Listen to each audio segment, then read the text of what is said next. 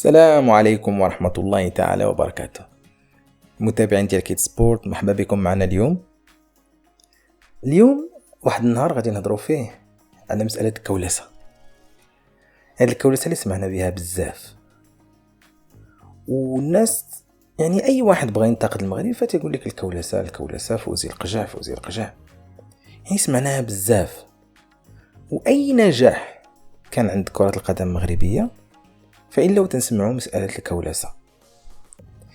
هو واحد المسألة هي انه هادشي سهل انه تجي وتقول راه المغرب تيدير الكولسة، راه هذا، ولكن فاش تشوف واحد النجاحات اللي تيكونوا على مستوى عالمي ماشي مستوى قاري، فهنا خصك توقف. الا كنتي ذا عقل بغيتي تقول هذا الشيء راه ما بقاش كولسة. يعني فاش توصل المنتخب الاول تيوصل لنصف النهائي كاس العالم، والمنتخب ديال كرة الصالة تيوصل حتى هو لربع نهائي، واليوم المنتخب وصل تعدى الدور الثاني في نيوزيلندا واستراليا.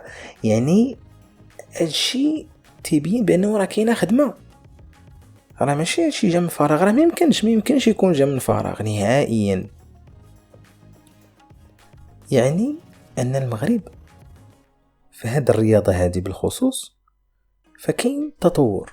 يعني من نهار اللي جا السي فوزي القجع بدا التطور، بدات اعاده الهيكله، بداو شويه الملاعب تيبانوا احسن بحله جديده. احنا راه كنا بدينا في واحد المرحله، الناس اللي تتذكر انه راه بزاف ديال الملاعب ديالنا كان عشب اصطناعي. هو كان عندنا العشب الطبيعي في الاول، ولكن كمرحله جات واحد المرحله الترقيعيه مشاو تيديروا العشب الاصطناعي. ولكن الحمد لله مع المجيء ديال السي فوزي القجع فكر في هذه المساله هذه، اللي هي واحد المساله اللي ضروريه جدا لممارسه كره القدم، وهي الملاعب الارضيه بالخصوص. تنعرفوا بانه تجهيز الملاعب المرافق الاخرى وداك الشيء فتيطلب واحد المجهود كبير وتيطلب فلوس كثيره.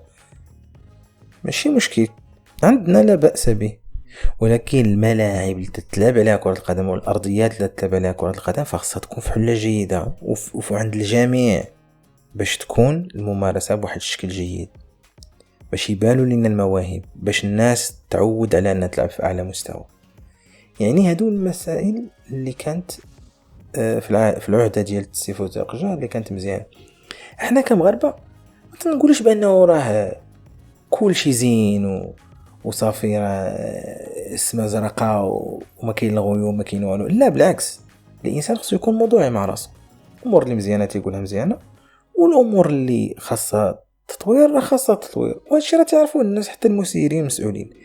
احنا كمغاربه تنعرفوا بانه عندنا مشاكل في البطوله الوطنيه، عندنا مشاكل في العصاب، عندنا مشاكل مثلا في النقل التلفزي، عندنا مشاكل حتى في التوقيت بعض الاخطرات في المباريات. يعني كاينين بزاف تاع المشاكل، كاين بزاف حتى مثلا في المردود المادي ديال البطوله الوطنيه اللي تياخذوا بعض اللعابه. يعني كاين حوايج بزاف خصهم تطوير. وحتى الاعداد ديال الاكاديميات عندنا مثلا غير الاكاديميه ديال محمد السادس وبعض الاكاديميات ديال الفروخ. يعني خصنا بزاف، حنا عارفين راسنا خصنا بزاف، ولكن الحمد لله بهذا الشيء اللي حققنا يعني تيبان انه الا كانت الخدمه راه غادي تكون نتيجه. وفاش غتكون نتيجه راه غادي نفرحوا كاملين. يعني هاد الناس اللي تهضر على الكولسه مثل الكولسه خصها شويه تجلس مع راسها، من اي جنسيه، ماشي زعما جنسيه معينه. يعني بزاف تاع الجنسيات تهضروا على هاد المسائل هذه ديال الكولسه، يجلسوا مع راسهم ويفكروا مزيان، بدل انهم يبقاو تيقولوا مثلا المغرب والكولسه وهذه. يعني يفكروا اش اللي خلى المغرب ينجح، اشنا هما هاد الخطوات. لحقاش حنا بغينا التطور للجميع، جميع الدول الافريقيه بغينا لهم التطور، والدول العربيه والدول الاسلاميه، الدول كاع الفروق اللي مثلا كاع مستضعفه في هذا المجال ولا في المجالات الاخرى بغينا لهم التطور في جميع المجالات. ولكن كاين خطوات اللي خصها تكون مدروسه، وكاين علم. هذا راه علم. انا فاش جاو المنتخب الوطني مثلا وجابوا الناس ديال الديتا وجابوا الناس اللي تدير اللي تتعرف تتبع اللاعب في رقعه الملعب والحركه ديالو والريتم ديالو كاردياك والنسبه ديال الدهون فيه وداكشي كامل. على جاو يراكوك زعما عبثا بغاو يديروا هادشي هذا؟ لا، هادو راه ناس بغاو يخدموا بغاو يعرفوا النواقص باش يصلحوها، وقيس على ذلك في الامور الاخرى. الحمد لله احنا كمغاربه هادشي تيفرحنا، انه التاهل للدور الثاني ولا مثلا التاهل نصف النهائي بالنسبه للمنتخب الكبير ولا هذا، هادشي تيفرحنا. ولكن الحمد لله الفرح ديالنا موزون، راه ماشي صافي دزنا ولا راه حتى مثلا انتهينا نصف النهائي واخا كنا فرحانين وكل شيء، ولكن لما لا ان شاء الله مستقبلا نوصلوا للنهائي ولا نجيو الكاس. يعني حنايا الحمد لله الطموح تيزيد والشيء تاتي مع الاكل، وتنعرفوا باننا الشيء هذا كامل راه علم وتوفيق من عند الله سبحانه وتعالى من بعد. ولكن خصك دير مجهود ديالك، خصك لابد توفر الظروف لهاد الناس اللي غادي يمارسوا هاد اللعبه هادي في اعلى مستوى، والشباب الصغير اللي جاي باش حتى هو ان شاء الله يكون عنده واحد الدور كبير في المستقبل، يلقى واحد الارضيه ويلقى واحد التفاؤل بعدا. التفاؤل راه ما خصناش، راه واحد الحاجه اللي رائعه جدا. انا فاش يولي عندك واحد الفريق وتتولي متفائل انك توصل بعيد في البطولات، هذه راه مساله، هذه راه ايجابيه جدا وما جاتش من الفراغ. يعني تجيب العمل ماشي التفاؤل، لا يا هكاك صافي انا راه غادي نوصل، لا. ولا مثلا بعض الناس تيقول لك مثلا انا راه غادي كون كنت انا تما كون وصلت ولا كون كنت، لا ماشي ما فيش كون.